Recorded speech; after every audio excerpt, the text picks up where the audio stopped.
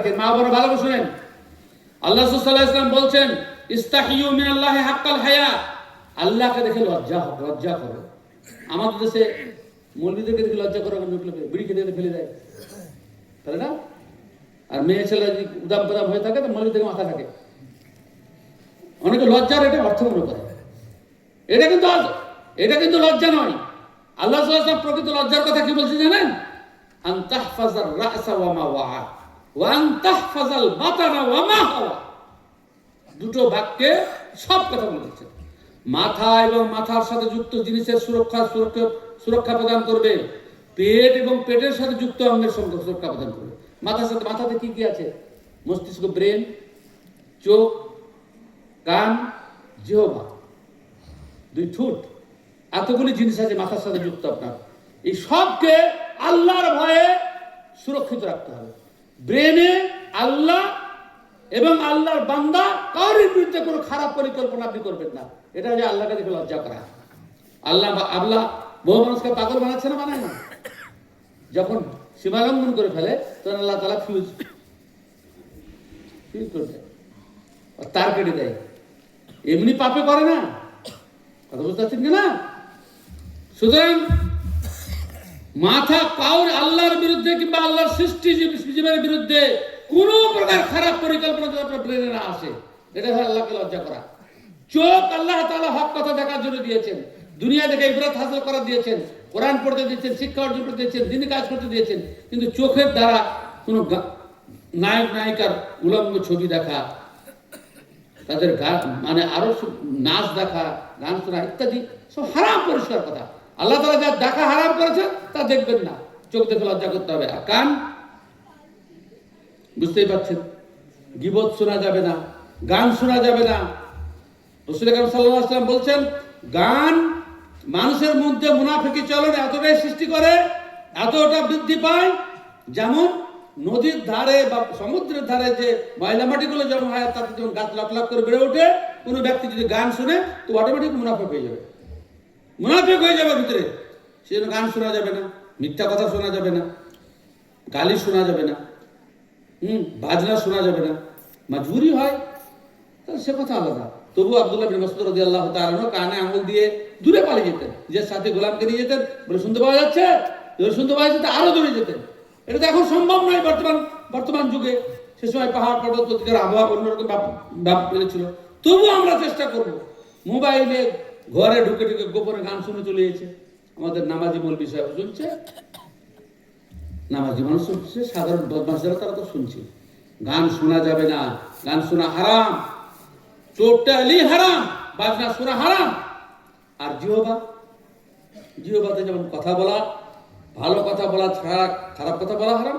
অনুরূপভাবে যে জিহ্বা আল্লাহ তাআলা জিকিরের জন্য সৃষ্টি করেছে সেই জিহ্বাটাকে পরিচ্ছন্ন রাখা, হারাম খাবার না খাওয়া। যে ব্যক্তি হারাম খায় সে আল্লাহকে লজ্জা করে না। আল্লাহ তাআলা এই জীবটাকে পবিত্র রাখার জন্য মায়ের পেটে নাভি দিয়ে তার খাবার ব্যবস্থা করেছে। যে আল্লাহ মুখটাকে পবিত্র করার জন্য যে আমার বান্দা পরে আমার জিকির করবে, সেজন্য এই বান্দাটা মুখটা জিহ্বাটাকে আল্লাহ তাআলা পরিষ্কার রেখেছে। আর যারা একটু বড় হয় তার নাপাক করতে শুরু করে দিল, হারাম খাওয়া শুরু করে দিল। আল্লাহ হারাম খাওয়ালে না, রক্ত তোমাকে খাওয়ালে না, অন্য দিক দিয়ে সাপ্লাই দিলে, আর তুমি বাইর হওয়ার পরে সে হারাম খাবার খেতে শুরু করে দিলে। এত নির্লজ্জ, এত বেহায়া। রাসূল সাল্লাল্লাহু আলাইহি ওয়াসাল্লাম বলছেন, মাথা এবং মাথার সাথে যুক্ত, আর জিহ্বার দ্বারা কাউকে কষ্ট দিবেন না, জিহ্বার দ্বারা কোনো মানুষকে কষ্ট দিবেন না। কথা আল্লাহ তাআলা আপনাকে বলার ক্ষমতা দিয়েছে বলেই আপনি সেটাকে দিয়ে কাউর মনে কষ্ট দিবেন, কাউকে আঘাত দিবেন, এটা উচিত নয় একদম। আল্লাহ রাসূল সাল্লাল্লাহু আলাইহি ওয়াসাল্লাম বলেন, মান কানা ইউমিনু বিল্লাহি ওয়াল ইয়াউমিল আখির ফালিয়াকুল খায়রান আও লিয়াসমুত। যে আল্লাহকে ভালোবাসে, পরকাল আল্লাহকে ভয় রাখে, সে পেলে ভালো কথা বলবে, না পেলে চুপ থাকবে। চুপ থাকাটাও নেকির কাজ, চুপ থাকাটাও নেকির কাজ। আর লোকে ভাবে যে বেশি বকবক করা নেকির কাজ। মেয়ে ছেলেরা অনেক কথা বলে, এটা হাদিস, সহিহ মুসলিমের হাদিসে তো অনেক ভয়ঙ্কর কথা বলা হয়েছে। ইয়া মাশার নিসা তাসাদ্দাকনা ফাইন্না উরিতুকুন্না আকসার আহাদিন নার ফাকুলনা ওয়া ইয়া রাসূলুল্লাহ ওয়া তাকফুরুনা রাসূল তুকসিরুনা লান। আল্লাহ রাসূল সাল্লাল্লাহু আলাইহি ওয়াসাল্লাম পরিষ্কার ভাষায় বলেছেন, মেয়েরা ফালতু কথা অনেক কিছু বলে, নির্লজ্জ। আল্লাহ সৃষ্টি করেছে, আল্লাহকে দিয়ে ভয় করে না। কথা মেপে বলতে হবে, ফালতু কথা বলতে হবে না। কথা ভালো বেশ করে না, চুপ থাকেন, চুপ চুপ থাকা ইবাদত। আল্লাহ রাসূল সাল্লাল্লাহু আলাইহি ওয়াসাল্লাম একটা হাদিস বলতে, ফিতনার সময় চুপ থাকো, আমলিক আলাইকা লিসানাক, হ্যাঁ, তোমার জিহ্বাকে কন্ট্রোল করো, কথা বলিও না বেশি। যখন তখন কথা বললে আপনার বিপদ চলে আসবে। সেজন্য দেখিস শুনিস বলিস না, পরের বিবাদ কিনিস না বলে একটা কথা আছে, কথা বলতে হবে না বেশি। তো আল্লাহ রাসূল সাল্লাল্লাহু আলাইহি ওয়াসাল্লাম আরেকটা বলছেন, পেট এবং পেট সরানোর জন্য। পেট তো বুঝতেই পারছেন, হারাম খাবার খাওয়া যাবে না। আইয়ুমা জিসমিন নাবাতা বিসসুহতি ফান্নারু আওলা বিহি, যে শরীরটা হারামের দ্বারা বৃদ্ধিপ্রাপ্ত হলো সে জাহান্নামের উপযুক্ত।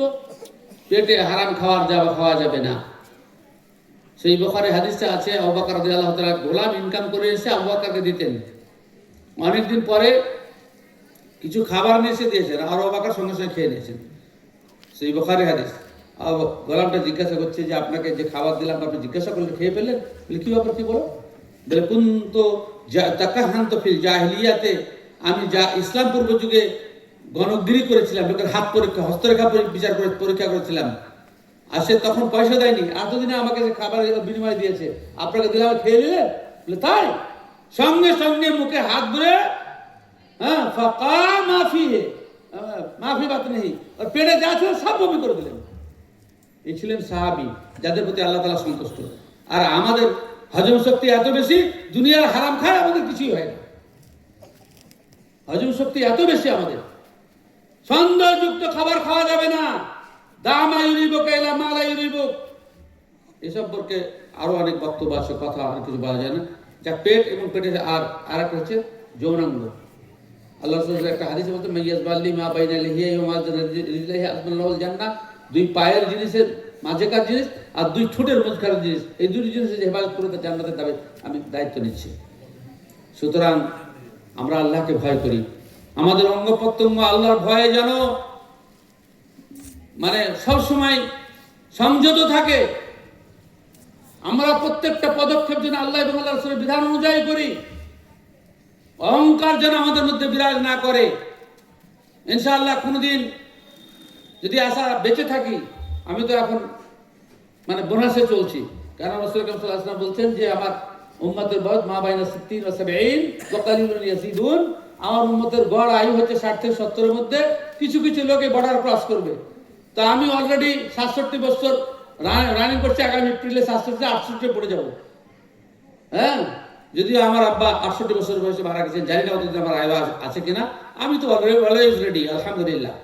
দুনিয়ার যা করার করে ফেলেছি, এখন আল্লাহর সাথে সাক্ষাৎ করার জন্য একদম উদ্গ্রীব হয়ে আছি। আল্লাহ যে কোনো সময় ডেকে নিলে দুনিয়ার ফিতনা থেকে বাঁচবে। আল্লাহ রাসূল বলছেন যে মানুষ দুটো জিনিস অপছন্দ করে, অথচ দুটো জিনিসে তার জন্য লাভের। একটা হচ্ছে মাল অল্প হওয়া পছন্দ করে, অথচ অল্প মাল কিয়ামতের দিন লাভের বেশি, তাকে হিসাব কম দিতে হবে। আর একটা মানুষ মৃত্যুকে ঘৃণা করে, অথচ মরে গেলে আর দুনিয়ার পাপ কমে গেল, ফিতনা থেকে বেশি গেল। যত বাঁচবে তত পাপ যোগ হবে। অবশ্যই নেকি যোগ হলে ভালো কথা।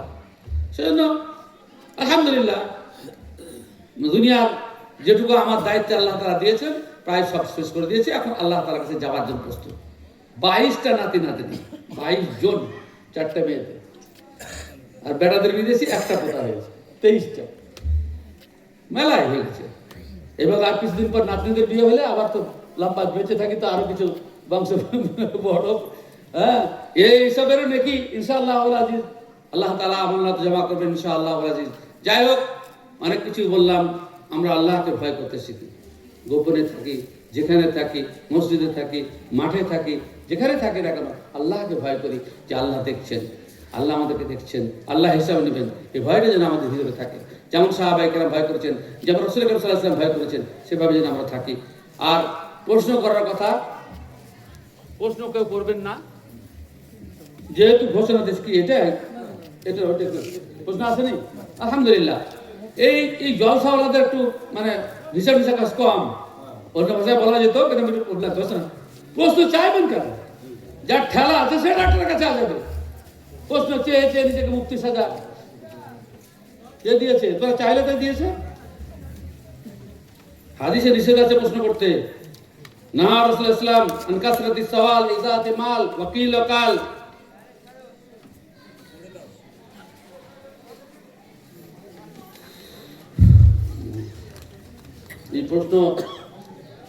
এই প্রশ্ন উত্তর ভাই প্রকাশ্য মজলিসে দেওয়া যাবে না। যিনি প্রশ্ন করেছেন তিনি আমার সাথে সাক্ষাৎ করবেন, আমি উত্তর দিয়ে দেবো। দেখি দেখি অনেকগুলো প্রশ্ন আছে স্পর্শকাতর, যেখানে আপনি সমস্যায় পড়বেন এমন প্রশ্ন, আমি সকলের সমস্যায় পড়বো, সে প্রশ্ন ওপেন কেন করবেন?